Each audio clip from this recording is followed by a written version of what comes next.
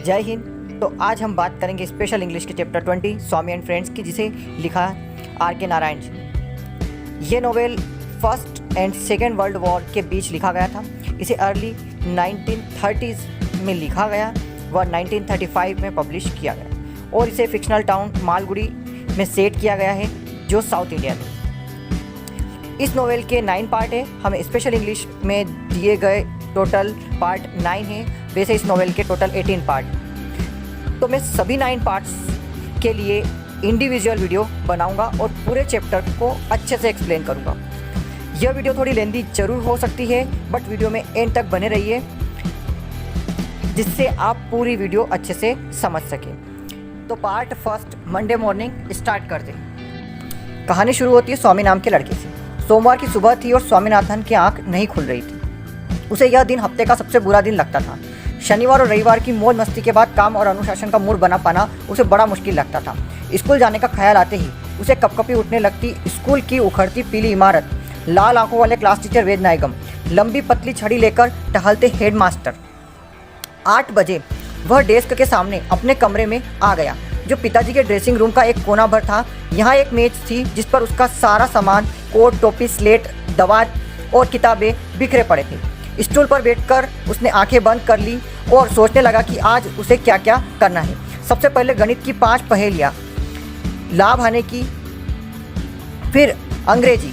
उसे 8वें पार्ट से पूरा पेज नकल करना था और मुश्किल शब्दों के डिक्शनरी से अर्थ ढूंढने थे। और इसके बाद भूगोल। और यह सब काम करने के लिए उसके पास सिर्फ 2 घंटे थे। फिर स्कूल जाने के लिए तैयार होना था। स्वामीनाथन समय पर तैयार होकर स्कूल पहुंच जाता है।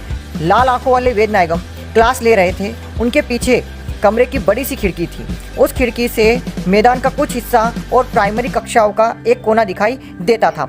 स्वामी के लिए कक्षा का महत्व इसलिए ही था कि खिड़कियों के बाहर उसे प्राइमरी के छोटे बच्चे एक दूसरे पर गिरते पड़ते दिखाई देते थे। और 12:30 बजे रेलगाड़ी चुक चुक करते धीरे धीरे आगे बढ़ती और सरयू नदी का पुल पार करते दिखाई देती थी।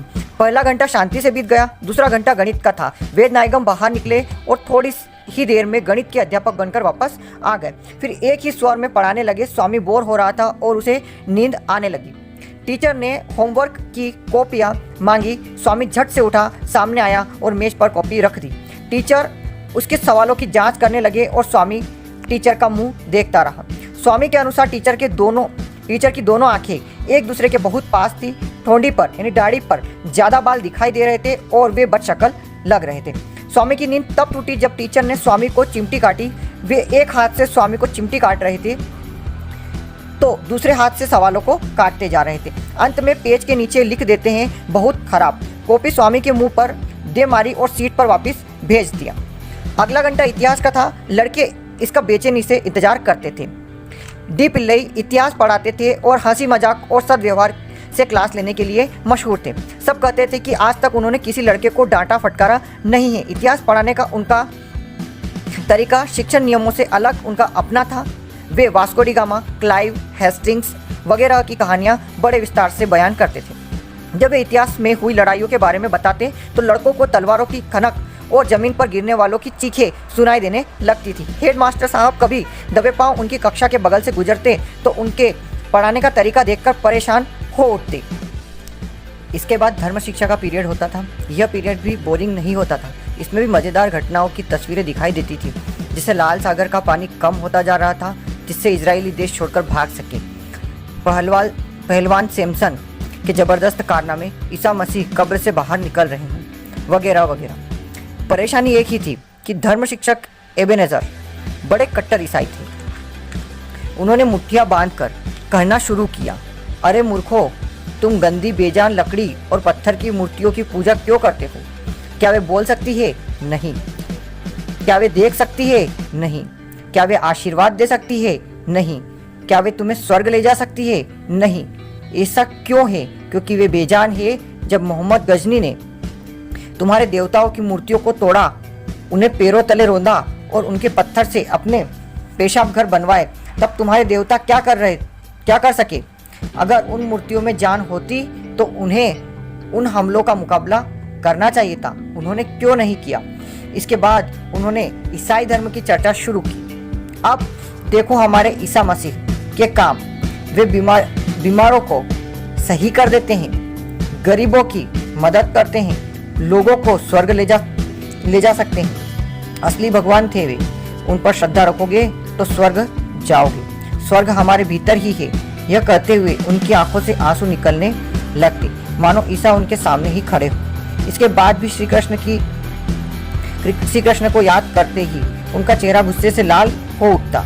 तुम्हारे कृष्ण की तरह हमारे ईसा क्या लड़कियों के पीछे भागते? उस बदमाश की तरह क्या ईसा लोगों के घरों से माखन चुराते फिरते थे? क्या वे अपने साथियों के साथ तुम्हारे कृष्ण की तरह चालबाजियां करते थे?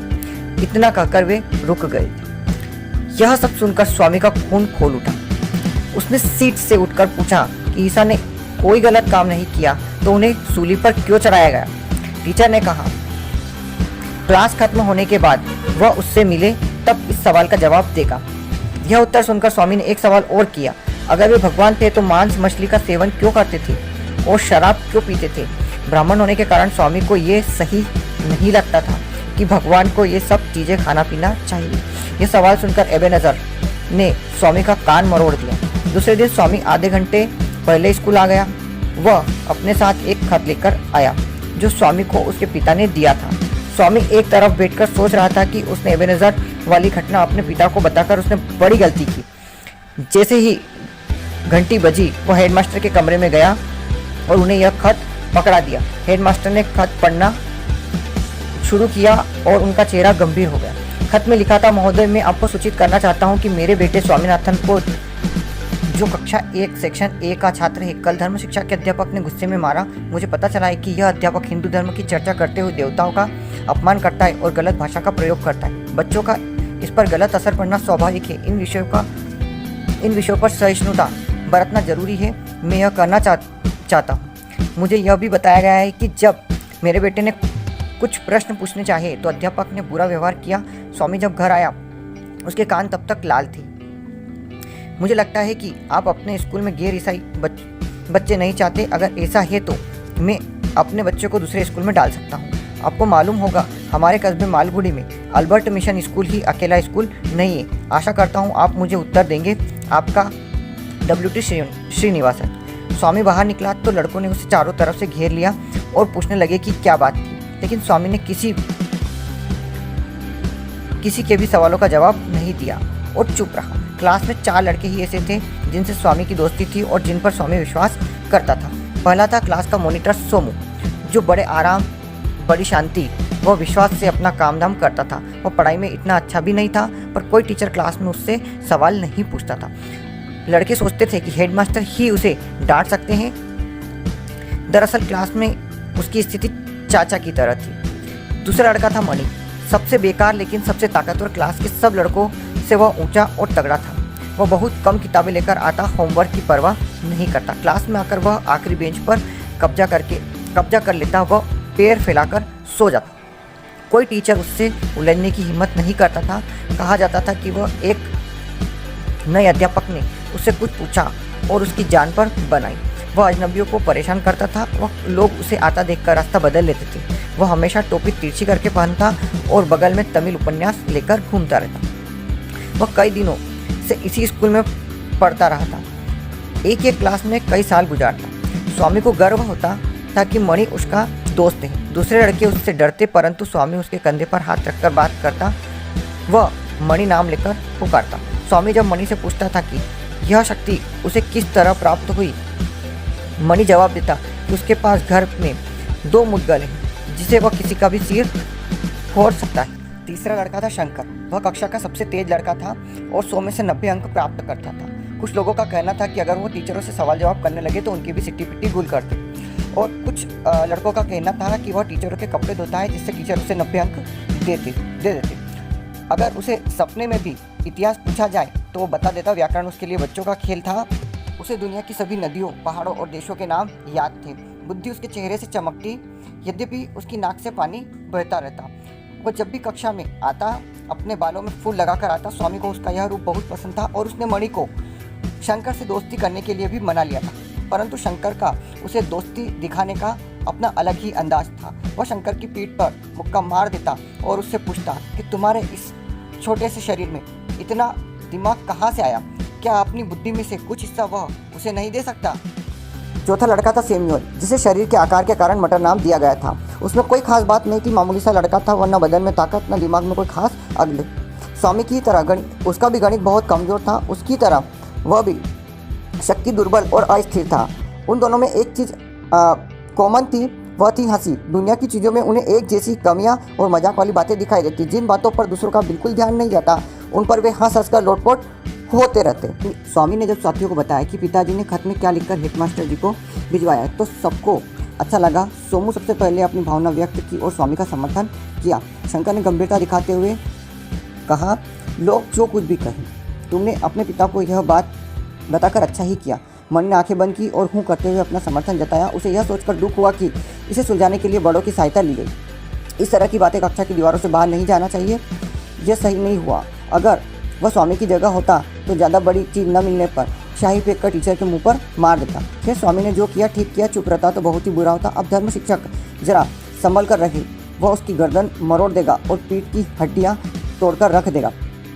मटर नामक सैमुअल बहुत असहज महसूस कर रहा था। वह एक और तो कोई टिप्पणी नहीं करना चाह रहा था। दूसरी ओर स्वयं ईसाई होने के कारण उसे एबेनेज़र की बातों में कोई कमी नहीं नज़र आ रही थी, क्योंकि वह ईसाई धर्म के 10 आदेशों में से एक की ही व्याख्या की थी। उसे लगा कि उसे एबेनेज़र का समर्थन करना चाहिए, इसलिए उसने एबेनेज़र के कपड़ों और रहन सहन की बुराई करके छुट्टी पा ली। कक्षा को इस मामले की खबर लग गई थी।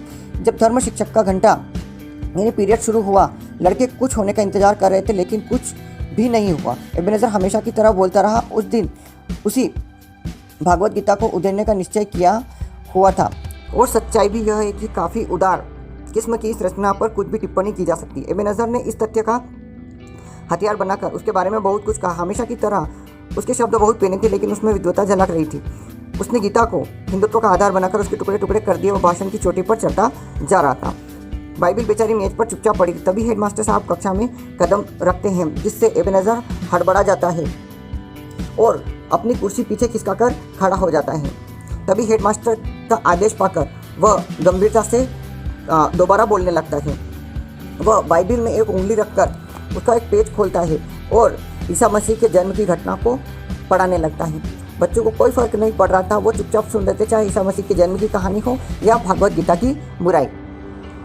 तभी हेडमास्टर साहब अचानक सवाल पूछ बैठते हैं कि तिमाही पास आ गए हैं और तुम अभी तक जन्म की कहानी पढ़ा रहे हो।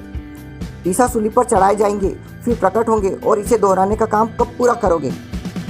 एबेनेज़र इस सवाल का हल्का फुल्का जवाब दे देता है और हक्का बक्का भी रह जाता है। उसे समझ नहीं आया कि क्या जवाब दे, इसलिए उसने यह सफाई देकर छुट्टी पाने की कोशिश की कि आज के दिन वह दोहराने का ही काम करता है। दरअसल वह पूरी कहानी बता चुका है और ईसा के आखिरी भोज तक पहुंच गया है।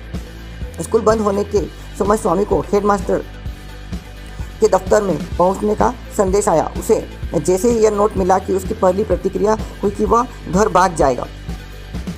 उसने मणि से यही कहा तो मणि ने उसका हाथ पकड़ा और हेडमास्टर के कमरे के भीतर धकेलता हुआ ले गया। स्वामी लड़खड़ाते हुए हेडमास्टर के सामने जाकर खड़ा हो गया। एबेनेज़र एक स्टूल पर बैठा था, बकरी की तरह मुंह बना। हेडमास्टर ने पूछा कि क्या शिकायत है स्वामीनाथन? कोई नहीं सर, स्वामीनाथन ने जवाब दिया। तो फिर यह चिट्ठी क्यों आई है? हेडमास्टर ने पूछा। तभी स्वामी लड़खड़ाते हुए जी हाँ सर कहा। एबेनेज़र ने मुस्कुराने की कोशिश की। स्वामी सोचता रहा कि किस तरह यहाँ से मुक्ति मिले। एबेनेज़र अब हिंदू धर्म और देवी देवताओं की चाहे जितनी बुराई करे, यह सब सुन लेगा, कभी शिकायत नहीं करेगा। तुम्हें पता है स्कूल में मेरा काम क्या है? हेडमास्टर ने स्वामी से सवाल किया। स्वामी इस सवाल का जवाब ढूंढने लगा। हेडमास्टर लड़कों के पिता से चिट्ठी लेने के लिए या एबेनेज़र जैसे मलानत करने के लिए है, या हर सोमवार को ठीक 12 बजे अपनी छड़ी से 6 बार ठक करने के लिए? लेकिन इस सवाल की ज़रूरत ही क्या है? मुझे पता नहीं सर, उसने नादानगी से जवाब दिया। स्वामी को यह जानकर अच्छा लगा कि इस सवाल का जवाब इतना आसान है, इसलिए हेडमास्टर ने कहना जारी रखा, जब तुम्हें कुछ मदद की ज़रूरत हो तो पिताजी के पास जाने की जगह तुम्हें मेरे पास आना चाहिए, क्योंकि मैं यहाँ तुम सबकी देखभाल करने के लिए हूँ, ऐसा हेडमास्टर ने कहा। स्वामी ने एबेनेज़र पर एक तिरछी नज़र डाली और कुर्सी पर बैठा काँप रहा था। हेडमास्टर साहब ने फिर कहा, तुम इस जरा सी बात के लिए अपने पिता के पास गए, यह मुझे अच्छा नहीं लगा। मैं इस पर विचार करूंगा। यह खत पिताजी को दे देना। स्वामी ने खत हाथ में लिया और चैन की सांस लेकर कमरे से बाहर निकल गया। Chapter 1 is complete, chapter 2 is coming soon.